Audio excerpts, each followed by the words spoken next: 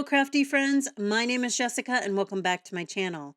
Today we have episode 4 of the Distress Ink comparison with the Simon Says Stamp Positively Saturated Inks.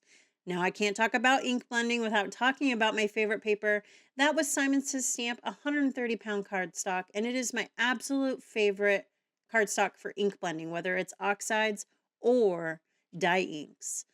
So I'm going to preface this video by saying if you haven't seen the previous ones, I invite you to go back and watch them. I'll go ahead and link that here in a card up above. But with that, this video, I find that I was really struggling trying to find adequate comparisons. You know, maybe my Simon Says stamp would match my Distress Oxide regular ink and not my Oxide. So just know that my last video, episode 3, I feel like knocked it out of the park as far as pairings went or trios.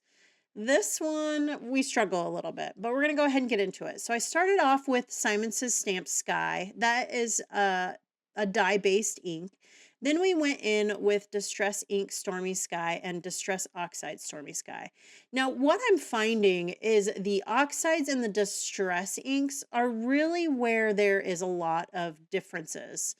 So while Sky does not pair very well here with Stormy Sky, neither do the oxides to the dye ink for the Distress line. So there's a little bit of a gap in between those. And by a little bit, I kind of mean a lot in some cases. And we'll get to those here moving forward. But also, the video is going to show you the inks in different. They do look slightly better in person, but there is some vast differences. Now, we're going to get started with Royal. Then we're going to move into Blueprint Sketch in both the dye ink and Distress Oxide inks. I am using pixie tape to kind of eliminate the blending over of colors. Now, last video, we also learned that if you burnish this tape down too hard, you will get sticky residual that stays on your paper. I get a little bit here, but it's a little bit harder to see. Now, I am reusing this between the blues, and so it is popping up a little bit, and so I end up getting a little bit of that over blue onto the original Simon Says Stamp ink color. But again, here we are. These colors looked very similar in my swatches, and so I had really high hopes. But again, we've got this royal blue and this blueprint sketch. The blueprint sketch kind of adds a little bit more of maybe a reddish. It's kind of got a purple hue to it, so that makes me think that it's a little higher in red. But then also it's not very close with our Distress Oxide ink.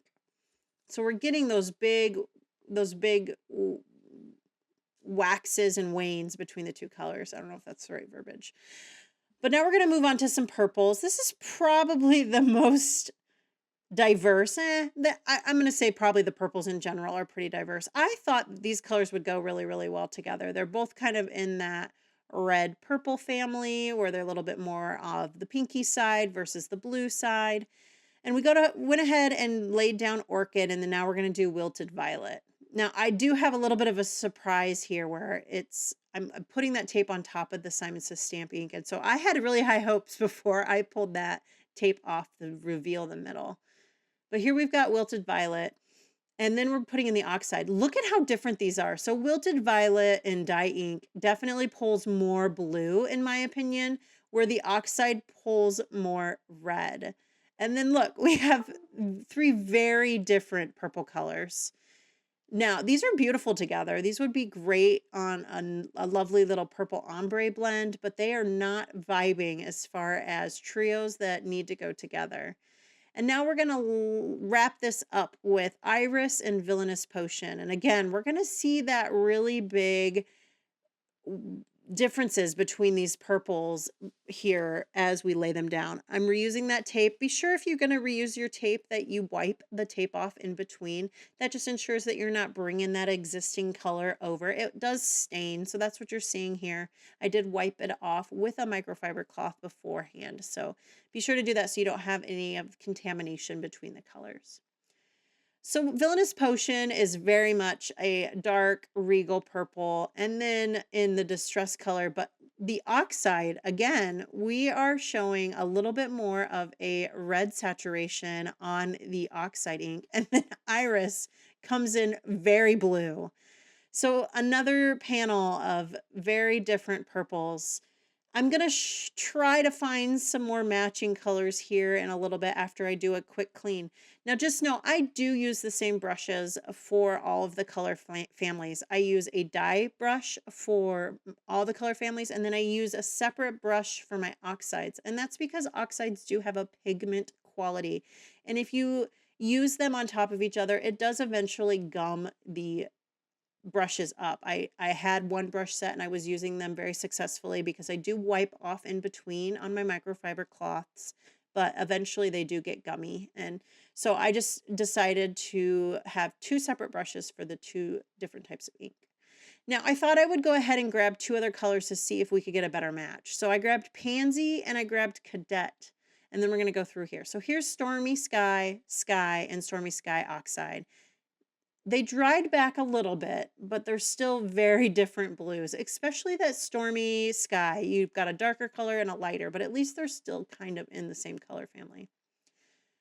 Now, there's just not a nice comparison for these blues in the Simon Says Stamp line.